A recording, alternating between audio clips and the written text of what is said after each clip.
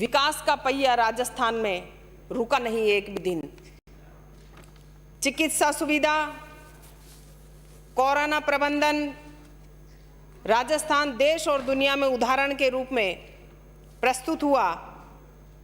कोई भूखा ना सोएगा, जो संकल्प था राजस्थान सरकार का, और ज़रूरतमंदों के लिए भोजन की व्यवस्था हो, चाहे रहने की व्यवस्था हो, मजदूर के लिए हो, जो राहगीर चल रहे हैं उसके लिए हो, तो ये सुशासन राजस्थान की सरकार का है। सुशासन उसे कहते हैं जो जनता के हितों को ध्यान में रखते हुए जनता के आधार पे शासन चलता है, उसे सुशासन कहते हैं। बाकी कोरोना काल में देश के प्रधानमंत्री जी ने जब लॉकडाउन की घोषणा की तो उन्होंने ये नहीं सोचा कि कितने लाखों मजदूर कौन कौन से दूसरे स्टेट में काम कर रहे हैं और वो किस तरीके से वहां पर रहेंगे। कंपनियां बंद हो गई, घोषणा तो कितने लाखों करोड़ों की देश के प्रधानमंत्री जी ने, लेकिन टीवी पे आकर के बहुत बड़ी घोषणा की कि सभी के घर में पैसा पहुंचेगा, मजदूर कोई भूखा नहीं रहेगा, लेकिन 1 रुपया भी आज तक उस लाखों करोड़ों की घोषणा से पहुंचा नहीं। भारत के किसी देश के कोने में नहीं पहुंचा। सिर्फ घोषणा थी, मन की बात थी। एक बार मन की बात प्रधानमंत्री महोदय सड़क पे चल रहे मजदूरों से भी कर लेते, लेकिन नहीं, वो कष्ट सहन कर रहे थे। सारे डाटास होते हैं, क्यों नहीं उस घोषणा के पैसे में से उन कंपनी के मजदूरों को पैसा डाल देते, लेकिन नहीं, पता नहीं कहां गया। ऐसा नहीं हुआ। अगर प्रधानमंत्री जी ऐसी व्यवस्था करते तो पलायन की नौबत नहीं आती, लेकिन राजस्थान सरकार की व्यवस्था, सुव्यवस्थित प्रबंधन, जो मजदूर जहां था, राजस्थान के किसी भी कोने में था, या सड़क पे था, या गांव के पास था, उसकी पूरी व्यवस्था की। चाहे ग्राम सेवक हो, पटवारी हो, बीडीओ हो, एसएचओ, एसडीएम, कलेक्टर, एडीएम, सभी को साझेदारी से जिम्मेदारी दी गई। और खुद मुख्यमंत्री महोदय भी वीसी के जरिए रेगुलर पूरे कोरोना समय में सभी से जुड़े रहे, चाहे पक्ष हो विपक्ष हो, सभी जनप्रतिनिधियों के साथ भी बात की। उन्होंने जाना कि कौन सी व्यवस्था किस तरीके से होनी चाहिए, चाहे मजदूर के लिए यातायात की व्यवस्था हो। सबसे पहले राजस्थान में, पूरे भारत देश में ये व्यवस्था राजस्थान में हुई कि उनको अपनी मंजिल तक पहुंचाना और भोजन के साथ में किस तरीके से उनकी व्यवस्था की है, सिर्फ और सिर्फ राजस्थान में हुई। इंदिरा रसोई योजना हो, महिला सशक्तिकरण, औद्योगिक विकास, जन संरक्षण, सामाजिक सुरक्षा पेंशन, आयुष्मान भारत, महात्मा गांधी राजस्थान स्वास्थ्य बीमा, कोई भी योजना आई हो, सभापति महोदय, राजस्थान सरकार ने उसे आगे बढ़ाने का काम किया, आम जन तक पहुंचाने का काम किया। यहां तक गांव और ढाणी में सरकार की तरफ से आयुर्वेदिक गोलियां और काढ़े भी वितरित किए गए। पीपी किट्स हो और आइसोलेट बेड के लिए सभी जगह शहरों में, कस्बों में व्यवस्थाएं की गई। इंजेक्शन, प्लाज्मा थेरेपी हो, तो ये सारी व्यवस्थाएं राजस्थान सरकार ने सराहनीय की। और सबसे बड़ी सराहनीय जो व्यवस्था थी, ये राजस्थान सरकार की सोच थी कि कोरोना वॉरियर्स की मृत्यु पर 50 लाख रुपए की आर्थिक सहायता देना कर्मचारियों के लिए एक ये हृदय में जगह थी, इसीलिए ऐसी व्यवस्था हुई। मास्क अनिवार्य करना हो, जन चेतना अभियान चलाए। माननीय मुख्यमंत्री महोदय ने राजस्थान में हजारों डॉक्टर्स, नर्सेज भर्ती किए। जहां कमी थी सभी जगह को पर डॉक्टर लगाए और निरोगी राजस्थान का अभियान जो चलाया वो शुरू किया। राजस्थान में सराहनीय काम हुआ जहां पर कि एक बोरिंग करने के लिए 6-6 महीने लगते थे, परमिशन नहीं मिलती थी, एनओसी नहीं मिलती थी डार्क जोन की वजह से। वो सारी बंदिशें हटाई। ये राजस्थान के ग्रामीण क्षेत्र के लिए सराहनीय काम है। किसानों के लिए चाहे टिड्डी दल जब आया तो बेहतरीन व्यवस्था राजस्थान में हुई, चाहे ओलावृष्टि हुई हो, चाहे किसी भी तरीके की समस्या हो, सिलोसिस के लिए परिवारों को पालनहार योजना से जोड़ना हो, अनुसूचित जाति, जनजाति, पिछड़ा वर्ग सभी जातियों को, बच्चों को छात्रवृत्ति से लाभान्वित करना हो, बेरोजगारों के लिए स्वरोजगार कौशल प्रशिक्षण शिविर लगाए गए, माँबाड़ी केंद्रों का संचालन किया गया हो, कुसुम योजना हो, मातृ वंदना योजना में गर्भवती महिलाओं को ग्रामीण क्षेत्र में गांव-गांव और ढाणी में जाकर के लाभान्वित किया गया। महात्मा गांधी नरेगा योजना में करोड़ों लोगों को रोजगार दिया गया।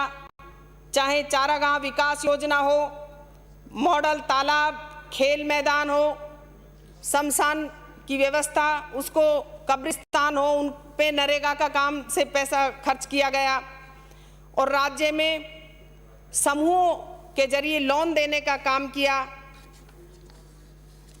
राजस्थान की कितनी योजनाएं हैं, चाहे हर गांव, हर ग्राम पंचायत में जो सार्वजनिक शौचालय बनाए जा रहे हैं, मुख्यमंत्री जन आवास योजना और जो पैनोरमा बनाए गए हैं, चाहे महाराणा कुंभाजी का हो, गोरा बादल का हो, देवनारायण योजना का हो, और उससे भी बड़ी बात कोरोना काल में जो लोक कलाकार घर बैठ गए थे उन्हें आर्थिक सहायता दी गई।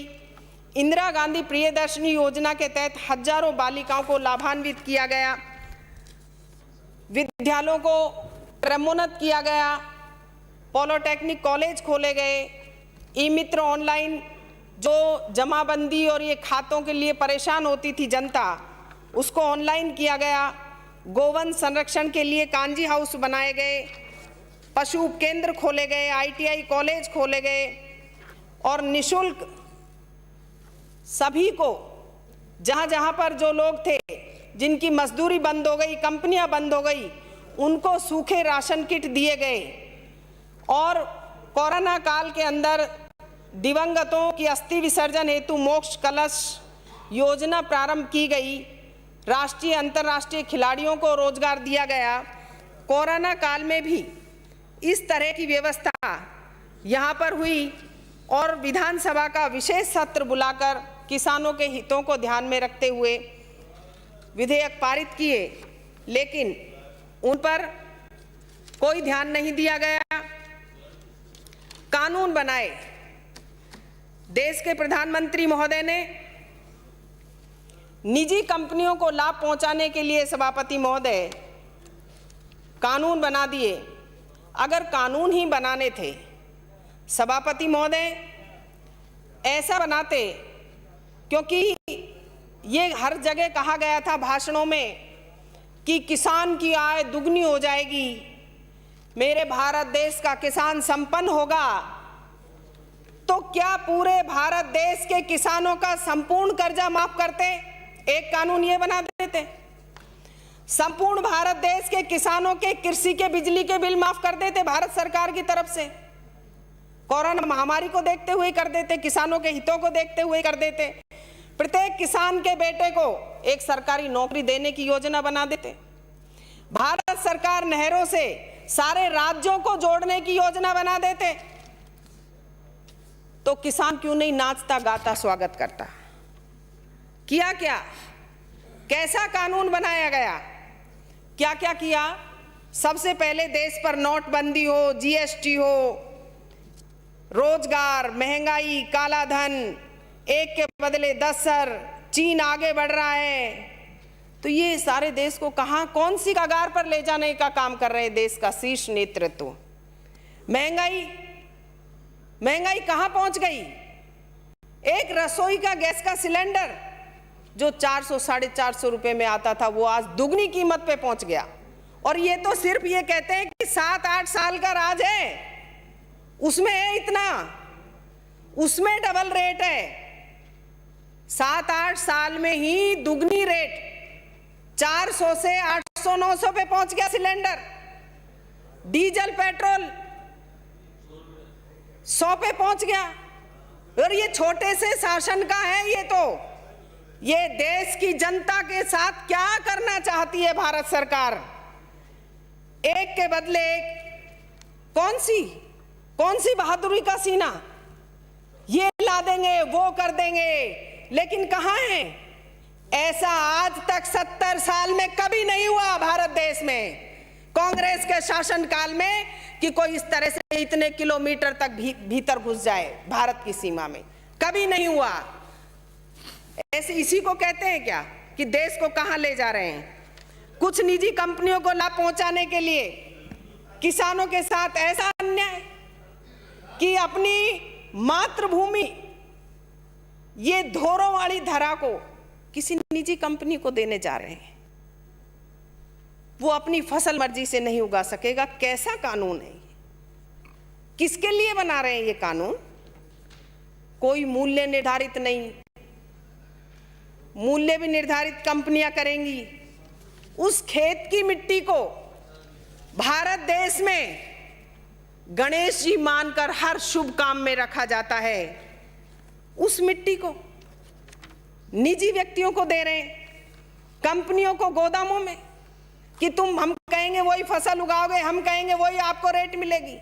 ये क्या करने जा रहे हैं? कम से कम अपनी मातृभूमि, जिसका शहीद प्राण त्यागते समय मातृभूमि की मिट्टी से तिलक करता है, उस मिट्टी को, उस धरा को देने जा रहे हैं।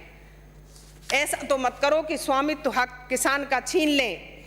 वर्तमान में देश की स्थिति कैसी हो रही है? देश की रीढ़ की हड्डी अन्नदाता, जो इस देश का पालन पोषण करता है, पेट पालता है, पेट भरता है, और वो उस देश के लिए, उस किसान के लिए, उस किसान को वो सड़कों पर बैठा है, उसकी आय दुगनी करने के बजाय उसकी मातृभूमि तो मत छीनो, उसका खेत तो मत छीनो, उसकी शान है। भारत देश के किसान की शान बान उसकी मिट्टी है, उसका खेत है, उसका खलियान है, उसका धोरा है, उसे तो मत छीनो। सैकड़ों किसानों की मौत हो गई सभापति महोदय।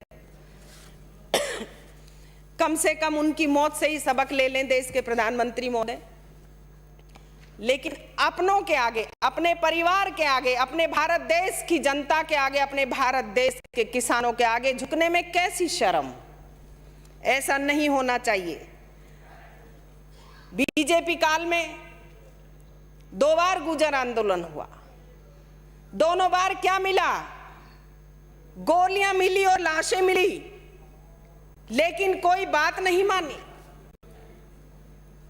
वो तो धन्य हैं राजस्थान के मुख्यमंत्री अशोक गहलोत जी, जिन्होंने गोली और लाशें तो बहुत दूर की चीज है, एक लाठी भी नहीं चलने दी और बात मानी। ये राजस्थान के मुख्यमंत्री कांग्रेस पार्टी की सरकार है। अभी पीडीएफ खाते खोले, कानून बनाया, लेकिन सरपंचों को रास नहीं आया, तो अपने परिवार के आगे, अपने परिवार की आज्ञा का पालन करते हुए राजस्थान के मुख्यमंत्री ने मान ली बात। ऐसे प्रधानमंत्री जो नहीं झुक रहे, बीजेपी काल में इस तरह के ये कानून बनाकर इस देश को कौन से कोने में ले जा रहे हैं, कौन सी गर्त में ले जा रहे हैं देश के प्रधानमंत्री महोदय। मन की बात करते हैं, एक बार बैठे हुए किसान से मन की बात कर लो, एक बार बैठी हुई महिला से बात कर लो कि आप क्या चाहते हो और वो करें तो धन्यवाद। ये तो धन्य है देश के पूर्व प्रधानमंत्री जवाहरलाल नेहरू जी ने स्वामित्व का अधिकार दिया। कम से कम पिछली देखते हुए हरित क्रांति हो, पंचायत राज हो, वोट देने का अधिकार हो, कोई भी एक एक काम उठा करके गिन लें और आपके 7-8 साल के कोई एक योजना तो ऐसी गिना दो जिससे कि आमजन को फायदा मिला हो। लेकिन नहीं, राजस्थान की सरकार ने सुव्यवस्था प्रबंधन और हर वर्ग को ध्यान में रखते हुए राजस्थान के मुख्यमंत्री महोदय ने राजस्थान में एक बेमिसाल सरकार, जिसका कि उदाहरण पूरी देश और दुनिया में दिया जा रहा है, वो राजस्थान की सरकार है। वो भारत देश में राजस्थान की सरकार है। बात करते हैं, राहुल जी आ रहे हैं, राहुल बाबा आ रहे हैं, आप हो तो ना, ऐसा है आप सुनने के लिए हैं, नाम लेते हैं। राहुल जी आ रहे हैं, कहां जा रहे हैं, क्या कहेंगे, क्या करेंगे? अरे आपको पूछ कर जाएंगे क्या? कहां जा रहे हैं, कहां आ रहे हैं? आ रहे हैं। आप क्यों दुखी हो रहे हैं? ये राजस्थान में सुव्यवस्था है इसलिए आ रहे हैं। वो अपने मन से जो मन की भावना होती है उसको प्रकट करते हैं। राजनीति करने के लिए आंसू नहीं बहाते, भाषण देने के लिए आंसू नहीं बहाते, खोखली घोषणाएं नहीं करते। अरे आप तो अगर कोई राम का भी नाम ले रहा है तो कह रहे अरे अरे तुम राम का नाम क्यों ले रहे हो, राम का नाम क्यों ले रहे हो, राम तो वहां बैठे हैं। अरे ऐसी जगह है क्या? संसार में ऐसी कोई जगह नहीं जहां हवा नहीं हो, ऐसा कोई हृदय नहीं इस संसार में जहां राम नहीं हो। कोई खुदा कहे, कोई यीशु कहे, कोई गुरुदेव कहे, ऐसा कोई जहान नहीं जहां राम नहीं हो। क्यों? आप क्यों उसको ले रहे हो? ये बपोती नहीं है, ये कोई एक आदमी की कोई ऐसी व्यवस्था नहीं है। ऐसा है, कपिल सिब्बल साहब को क्या बताएं, तुम्हें ही समझ में नहीं आ रहा, यहां बैठोगे तो दूसरे को क्या समझाएंगे? आप अपने आप को बुद्धिमान कहते हो। पिछले शासनकाल में कौन से नए कांड, नए नए कांड होते थे। 7 दिन में अलवर में 8-8 गोली कांड होते थे। ये आपको समझने की जरूरत है, आपके देश के शीर्ष नेतृत्व को समझने की जरूरत है, देश के प्रधानमंत्री महोदय को समझने की जरूरत है कि कम से कम वो देश के नागरिक, आम नागरिक, किसान के हित की बात करें और राजनीति के लिए आंसू नहीं। कम से कम एक बार तो बात कर लें। वो क्यों नहीं करते? एक बार किसान से बात करें, टीवी के जरिए करें, रेडियो के जरिए करें, बुलाकर करें, लेकिन नहीं, इतना मादा नहीं है। 56 इंच में इतना मादा नहीं है कि किसान को बुलाकर बात कर लें। इतने निर्दयी कहां है? ये देशभक्ति कहां झलकती है? सिर्फ और सिर्फ भाषण में देशभक्ति झलकती है, भाषण में आंसू झलकते हैं, लेकिन देश की जनता के लिए कोई आंसू नहीं, कोई भक्ति नहीं, देशभक्ति किसके लिए? ऐसा एक काम गिना दो। अलवर में एक मीटिंग हुई थी जहां भारत सरकार के भी एक मंत्री थे पिछले काल में, तो उनसे कहा गया, मीडिया वालों ने पूछा कि आप भारत सरकार और राजस्थान सरकार